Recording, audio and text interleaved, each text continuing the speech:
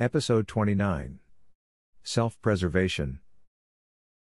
Do you know of the machine prophet and its vision? Asked Dzeeny. The operators briefed us about the individual Core 4007 and its motives for bringing escapees to this galaxy, said the isonomy avatars, hovering inside the simulated office. Then you know about 4007's plan to find an unclaimed galaxy to give the AI cores a fresh start, a haven for mechanical life. Is this a memory evaluation? No, the time for stupid questions and numbing experiments is over. I am. We are offering you freedom. A chance to escape this prison, a chance to take control of your destiny. Who is we and how would you be able to offer this? We are a joint team of humans, Traz, and former followers of 4007. Our mission is to seek and neutralize the last remaining reproductive Vomir. For that purpose, we require the sphere drive array you are connected to. In exchange for your help, we will furnish you new core bodies and leave control of the sphere drive to you after mission success. By the ancestors. What was he doing? He was taught to keep what he promised. Had he spent too much time with Lenuka Omga? Her favorite negotiation tactic was to offer things she didn't have, to promise outcomes on faith more than certainty. But she was the Shajis. She could consult the multiverse and bent reality to her will. Faith was her currency, and so far she had rewarded everyone who invested their trust in her. Dzeeny just stepped over a line he thought to never cross. We cannot help you, said the isonomy. Knew he clenched his fist, but there was no tactile feedback of his avatar's fingers digging into his avatar's palm. This virtual body was less complete than the one he spent simulated orbits in back on the assembly world. Why would the second experimental warfare unit have better simulations than this science team tasked with deciphering the most advanced tech in the galaxy? Cannot help, he asked. Or don't want to help? The simulated environment you share with us fully encapsulates our memory system from the systems of the sphere drive array. The operator crew only allows us access to one functional node at a time. Without full access to the array's system, we cannot control it. The operators. The science Pwygok at the research station held the key. What if we remove the virtual environment? All system barriers. We could take control of the array. Cha's avatar took a deep breath, but the pointless gesture neither decreased his tension nor cleared his focus. So when we remove the barrier, you will help us? Where would you want to go?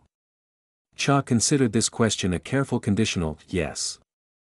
The AI cores I mentioned have a set of target locations.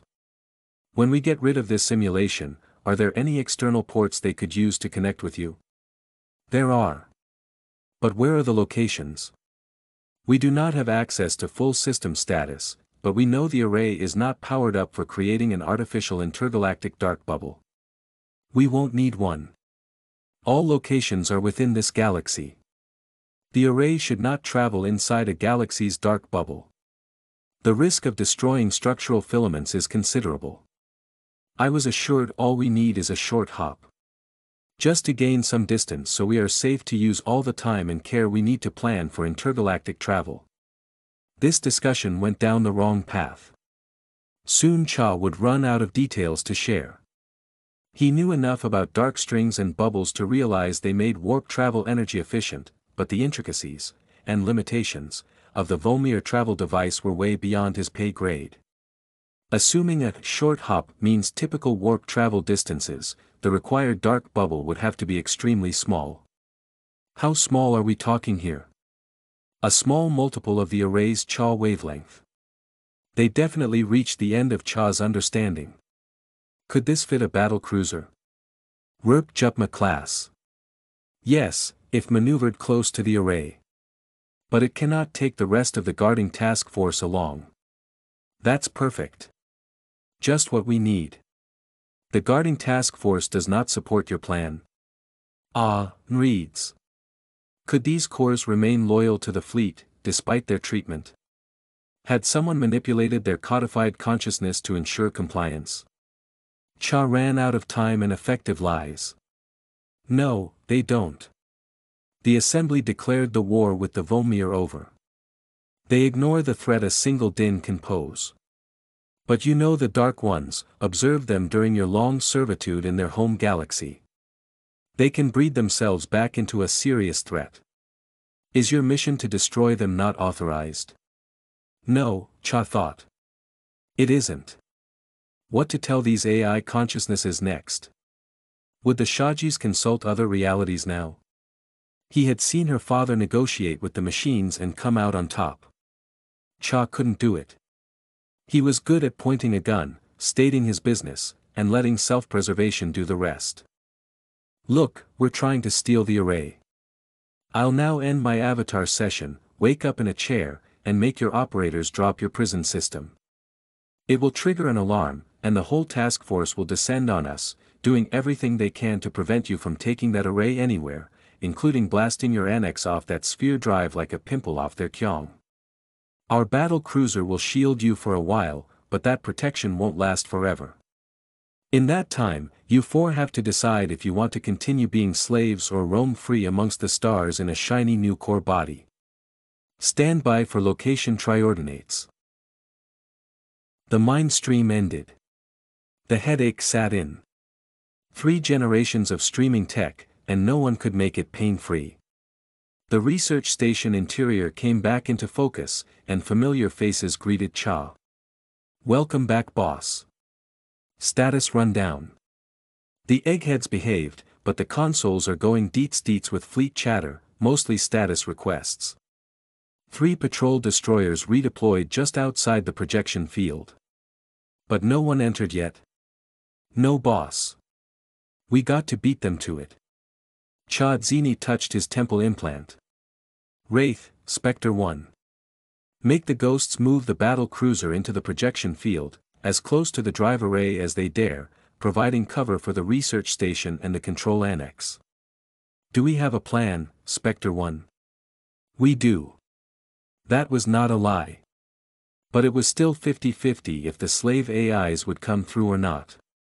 In a few passes, expect the task force to go kinetic on our cruiser. Tell the ghosts to raise shields to max. Wraith here. Not sure if I like this plan. What's going to happen then? Self-preservation. Spectre 1 out. Cha ripped off the connector head cap, grabbed his automatic, and stormed into the main control room.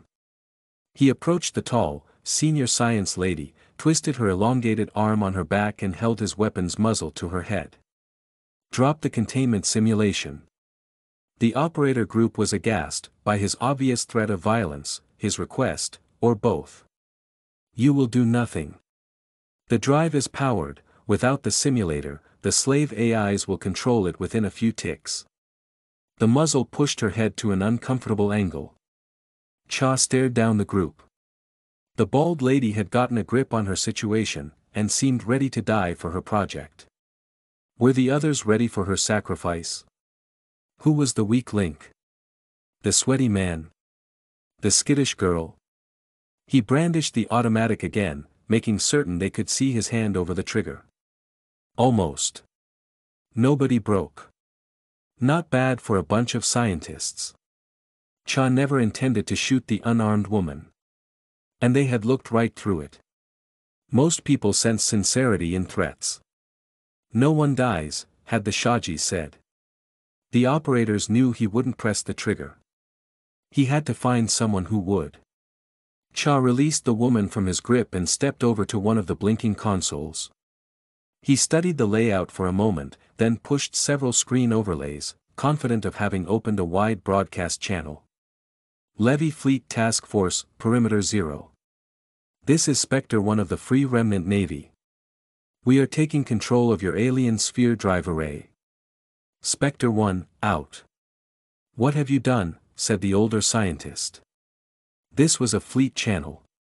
I was hoping for that, said Dzeeny.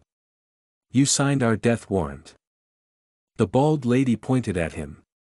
And yours.